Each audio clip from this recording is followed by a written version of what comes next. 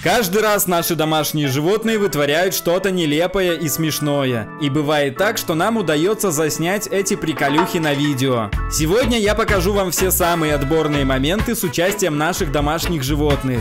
Поэтому садитесь как можно удобнее и приятного просмотра. Помните, в первой части я рассказывал про Мишкины полеты на высокий шкаф? Один, по-моему, даже получился не совсем удачным.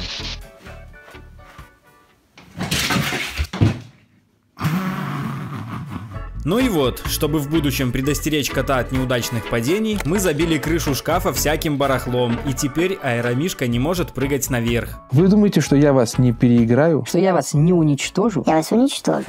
Но это все равно не избавило кота от интереса забираться куда-нибудь повыше и смотреть на мир свысока. Именно поэтому вскоре Мишка сделал для себя новое открытие, и это было открытие того самого шкафа. Короче говоря, научился открывать дверцу и заимел привычку заскакивать на верхнюю полку и валяться на ней. Да что там, эти холопы двуногие еще и белье свое додумались оставлять на этой полке. Пришлось все это барахло сбросить на пол и намекнуть двуногим, что не надо мой многоэтажный пентхаус забивать своими тряпками. Собственно, теперь у нас не только крыша шкафа полностью забита вещами, а также с недавних пор можно заметить сдерживатель кошачьей наглости в виде прочной резинки на ручках.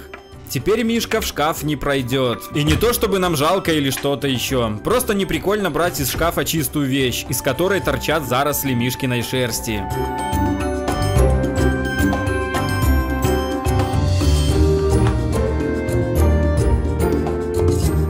Здрасте! Нормально, да?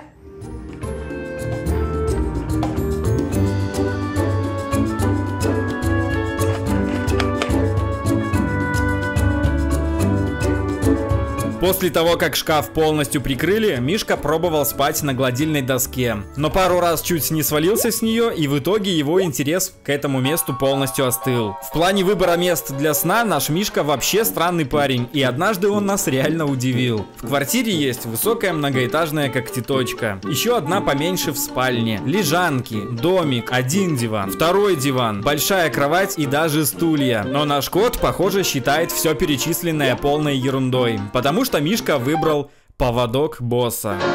Именно это, по его мнению, самое удобное место в нашей квартире.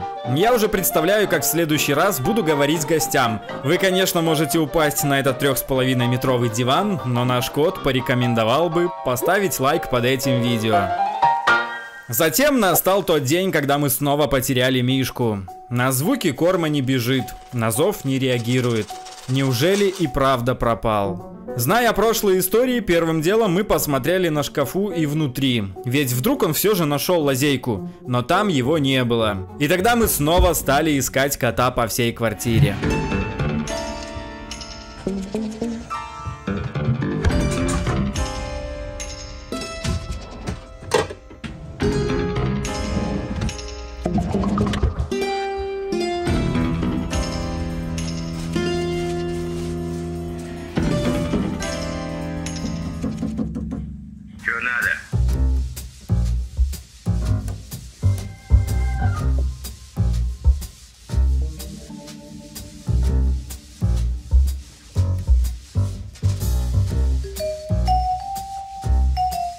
Поддельники на вопросы, где Мишка, как всегда, хранили молчание. Говори, где твой друг. Говори, где твой друг. Говори, где твой друг. А что ты у меня спрашиваешь? Я что, тебе Википедия, что ли, чтобы все знать?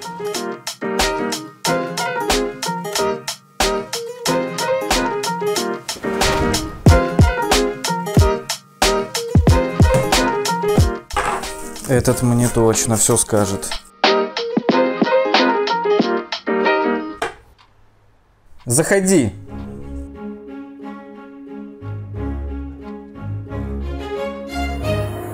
Говори, где твой друг, или я буду есть этот ароматный кусок сыра прямо на твоих глазах.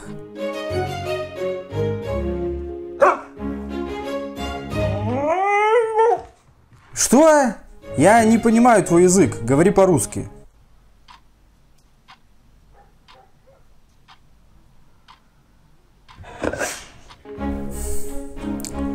О, есть идея.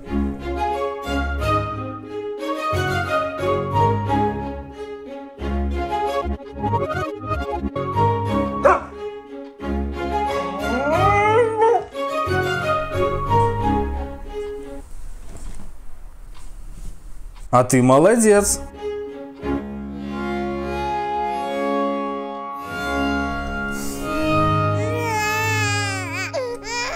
Ладно, держи.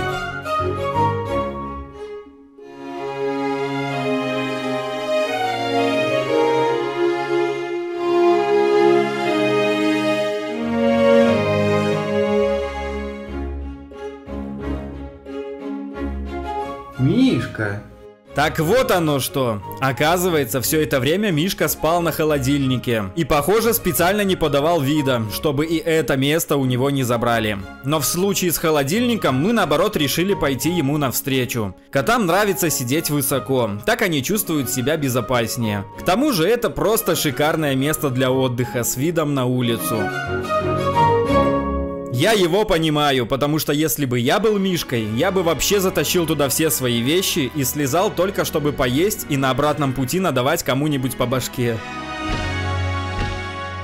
Для более мягкого отдыха мы положили туда подушечку. Мишка однозначно оценил подгончик и даже стал гораздо чаще прыгать на свое новое место. Валялся на подушке и следил за порядком на улице. Возможно, он сообразил, что в этот раз его не ругают, а даже наоборот подкладывают всякие ништяки, поэтому и дал свободу действиям. Но чтобы ему было еще комфортнее, мы закинули туда целый домик.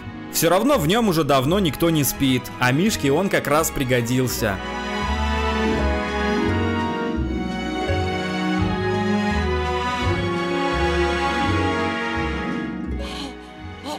Это все мне? Тебе. А за что? Просто так. Теперь мешок пропадает только там. У кого-то домик на дереве, а у нашего кота домик на холодильнике. И он этому очень рад.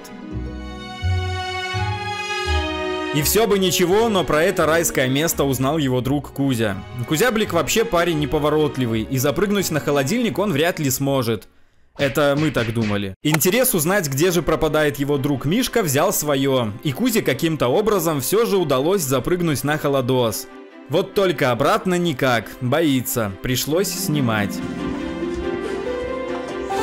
Но одного прыжка ему показалось мало, и он повадился лазить на холодильник снова и снова. Боюсь, скоро Мишане придется составлять график посещаемости и делиться домиком с Кузей. Ну или делиться с Кузей едой, и тогда совсем скоро Кузя попросту не сможет туда запрыгнуть. Ой, как бы мне такое ложе, когда был я помоложе. Вот кто-кто, а Дуня точно никогда не запрыгнет на холодильник, потому что ей просто не позволит это сделать ее лишние килограммы. Это видео было снято несколько лет назад, и с тех пор я хранил его именно для этого выпуска. Спектакль называется «Дыня прыгает на подоконник». Она и так пробует, и сяк, но ее аппетитное прошлое намекает, что ничего не выйдет. И вот наш колобок все же решается сделать этот долгожданный прыжок.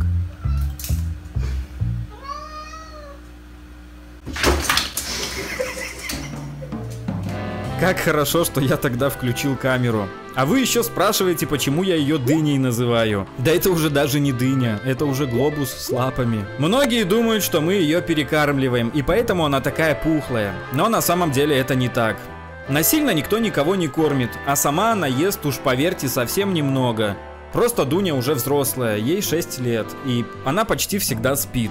Редко играет, мало двигается, вот жирки-то и накапливаются. Но раз уж пошла такая тема, поговорим о питании. Любят ли ваши домашние животные кушать что-то необычное? Вот наши, да, только и успевают удивлять. Ни за что не угадаете, что такого необычного любит пожевать наша дыня.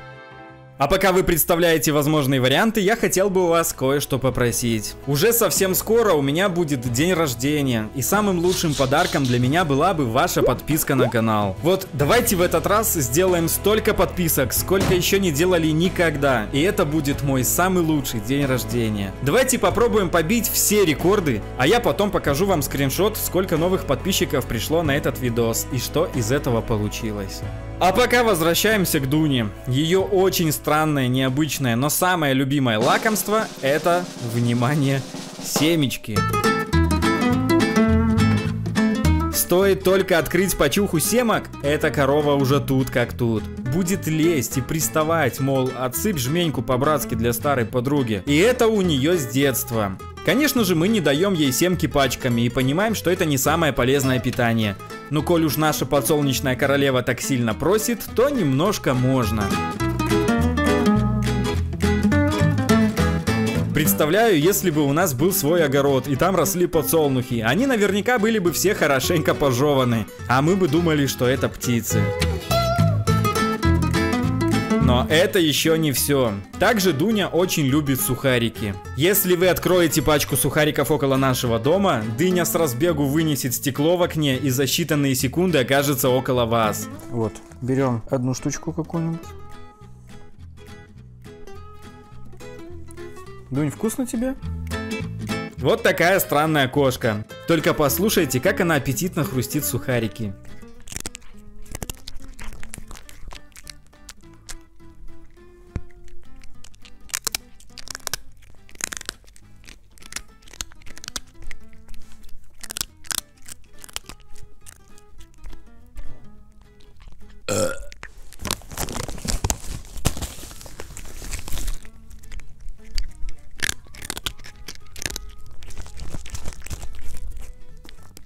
А вот два наших друга Мишка и Кузя просто обожают пряники. Пришла как-то Катя в комнату с пряником. Коты набежали и давай выпрашивать. Пришлось делиться.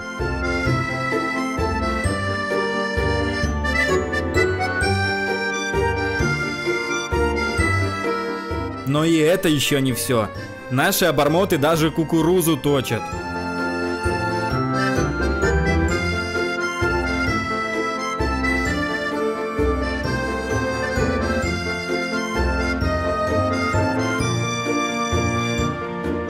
Первый раз вижу котов, которые с таким удовольствием клюют кукурузину. Кукурузя даже уносит в комнату свой кусок. Кузя даже уносит в комнату свой кусок, чтобы не пришлось ни с кем делиться. Хотя делиться больше и не с кем. Дуня семечки ждет, ей кукуруза до лампочки. Ну и Соня также равнодушна к этому продукту. Соня моя, похоже, перышками питается. Хавает их только в путь. А еще Соня охотится на всяких мотыльков, особенно предпочитает ловить моль. Ну а босс, конечно же, переплюнул всех. Помню, сижу в комнате и слышу странное шуршание в кошачьем лотке. Причем звук совершенно не такой, как когда коты закапывают за собой кокульки. Странно. Встаю посмотреть, что там происходит, подхожу и просто фигею. Стоит собака, и у него весь нос в наполнителе. У меня только один вопрос. Что происходит? Что босс пытался найти в кошачьем лотке?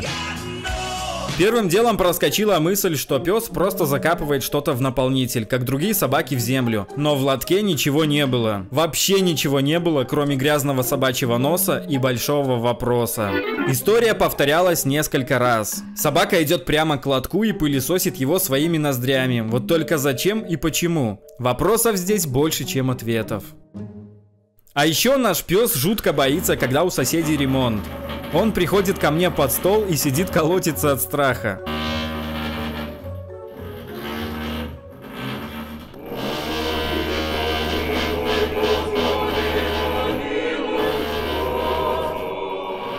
Даже в туалет лезет прятаться. В обычные дни за ним такого не наблюдали. Босс готов залезть хоть в спичечный коробок, лишь бы только спрятаться от этих ужасных звуков. Может, поэтому боссу так часто снятся кошмары?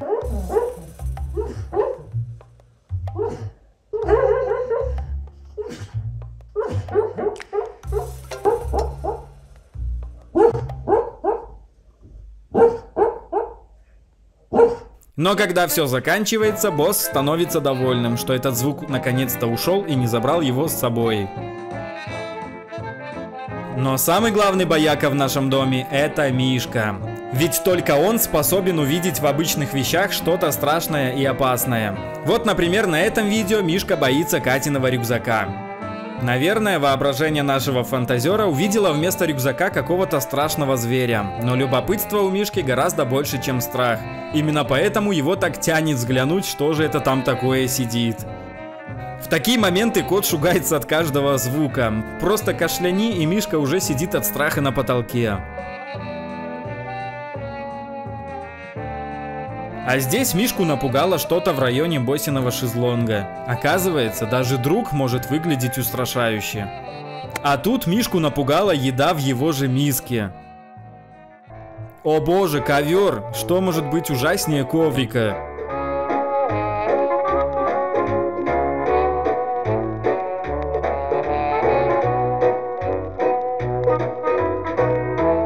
Я знаю, что может быть ужаснее коврика. Сумочка на полу.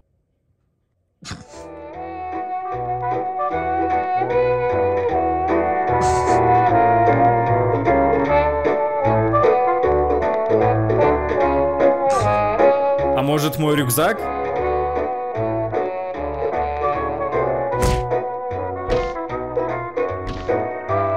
Вы только вдумаетесь, кот избивает рюкзак, который просто лежит около дивана. Такие моменты научили меня сдерживать смех за кадром. По тряске камеры можно понять, как я изо всех сил тогда старался не заржать. А еще нужно срочно навалять зеркальцу, которое Катя оставила на когтеточке. Хотя, может, оно обзывалось? Кто ты по жизни? Ты лох, понял? Да как ты смеешь говорить при меня такое? Ты живой там? Иди отсюда, лох! Чувак, ты как бы вообще думаешь головой, что говоришь? Прекрати! А это Мишка во время уборки решил навалять щетки, которая просто лежала себе в сторонке.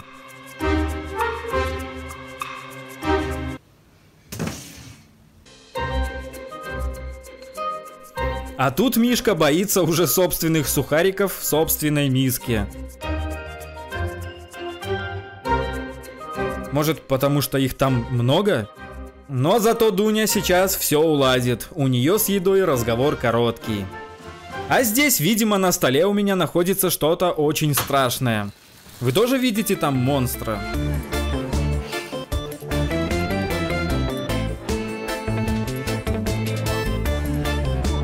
Да он больной просто. Это Мишка боится коврика, правда уже другого, но и этот, согласитесь, тоже страшный. Мне жить спокойно не дают. Почему это происходит, блин? Но самое жуткое, пожалуй, это Катин телефон. А если он еще и двигается, то сразу готовьте запасные штаны, потому что кирпичей можно навалить целый завод.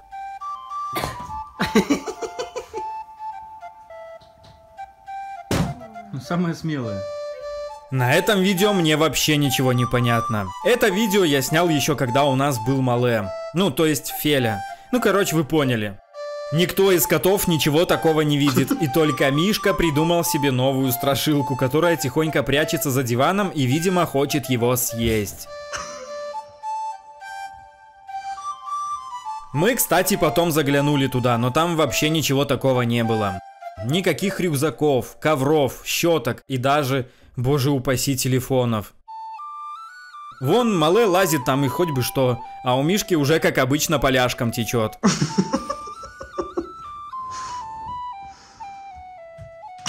Что ж такое? Ух, какое страшное пространство между диваном и столом. Хоть ты фильмы ужасов снимай. Кашляни еще, он уже прыгнет. Ой.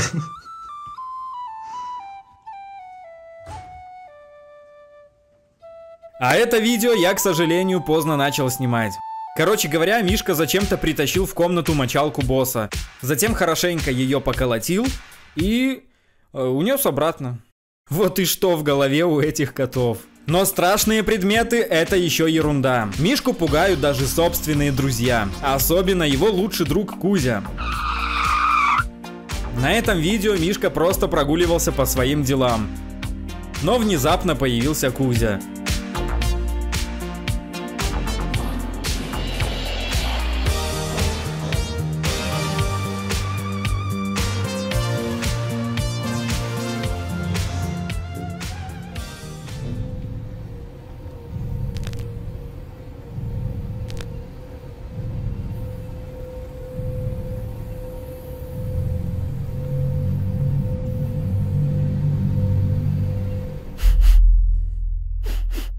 Ты лох! А здесь босс храпит под своим покрывалом. Но и это, оказывается, может напугать нашего кота. А знаете, что еще страшно? Шоколадки на подоконнике.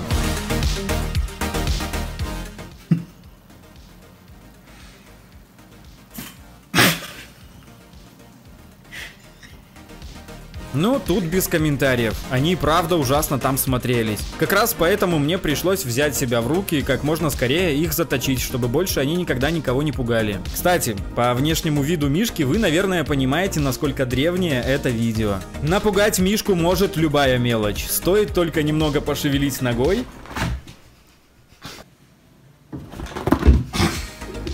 Или рукой.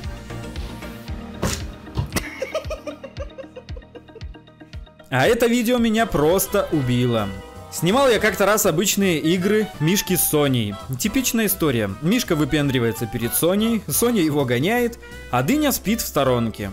Стандартная ситуация. Сидит, смотрит на нее, я бы даже сказал, рассматривает ее типа беспалевно. Но как только Соня поворачивается в его сторону, этот сразу... какой потолок интересный. Ничего себе. Почем брали? Да, потолок, конечно, шикарный. Тоже такой хочу.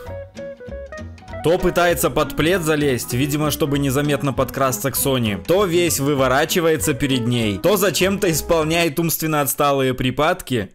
То неожиданно улетает в коридор. И вот он все же решился к ней подойти. Идет такой важный прямо к Соне. Но вдруг что-то пошло не так.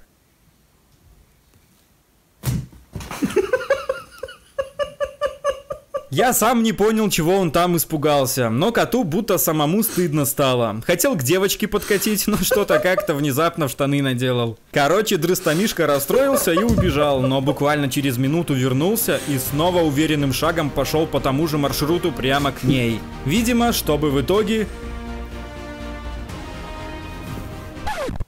отхватить от Сони люлей. Я думаю, что это любовь. Эти двое постоянно заигрывают друг с другом. Мишка часто уделяет Соне различные знаки внимания. Часто не дает ей прохода, часто задевает и любит ее погонять. А Соня и сама не против побегать со своим влюбленным кавалером. У тебя с головой все в порядке, а? Не. А вообще Мишка, наверное, единственный, с кем Соня любит поиграть. К другим котам нашего семейства она относится более холодно и уделяет внимание совсем нечасто. Например, Кузю она побаивается, а на Дуню даже злится. И только с Мишкой она может и бегать друг за другом, и дерется всегда не по-настоящему, скорее просто махает своими черными культяпками перед ним. И вовсе не боится Мишку, не прячется от него.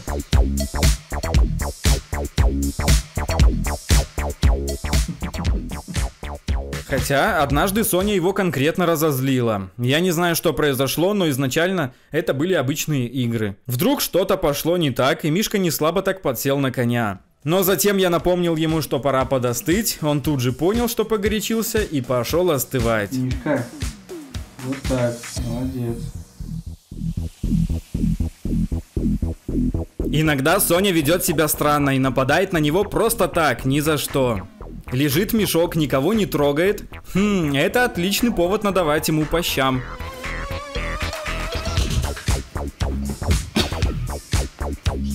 Наверное, он слишком громко дышал.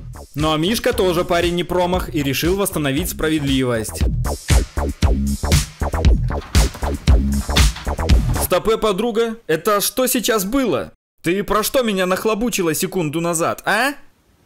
Но на самом деле Мишка только делает вид, что он такой серьезный и опасный тип. Но в действительности он очень добрый и обижать других не любит.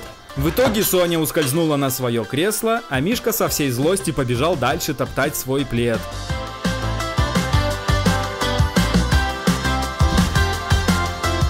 А это было, когда мы всей бандой валялись на диване.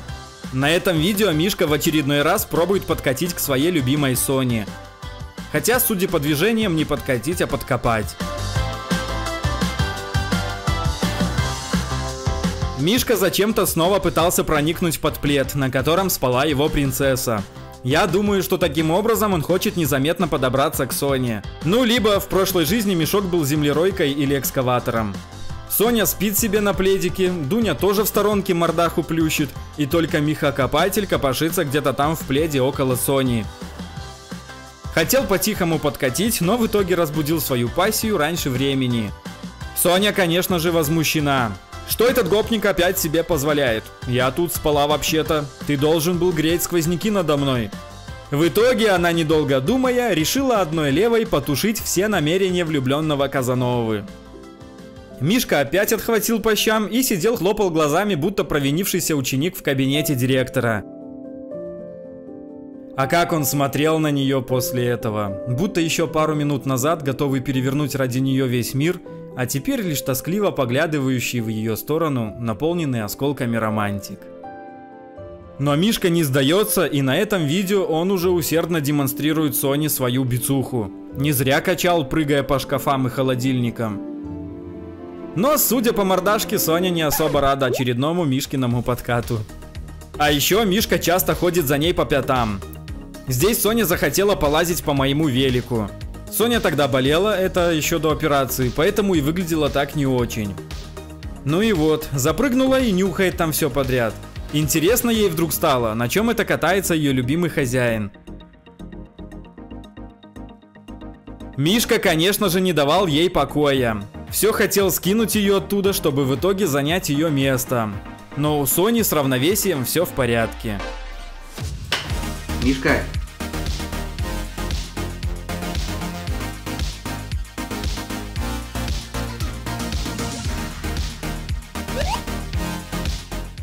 Да чего же вредный малый, ей и так трудно устоять, еще и этот снизу под ножками поддерживает.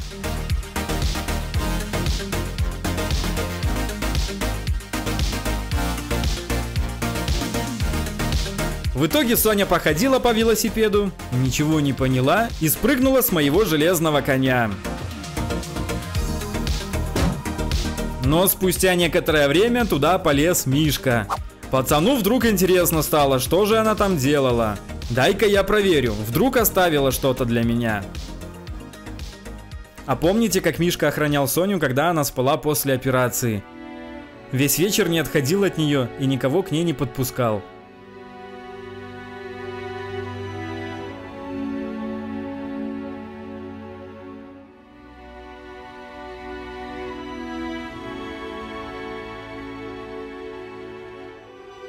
Правда, через несколько дней, когда она уже поправилась, снова старался ее задеть и продолжал уделять ей знаки внимания. За что опять отхватил от нее люлей.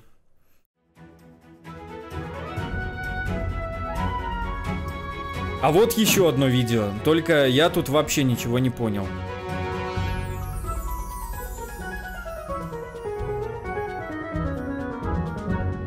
И тогда Мишаня сообразил, что все эти осторожные подкаты, все эти бицухи и скучные попытки обратить на себя внимание, все это дешево. Решительным нужно быть, уверенным в себе. И тогда Мишка принимает решение действовать.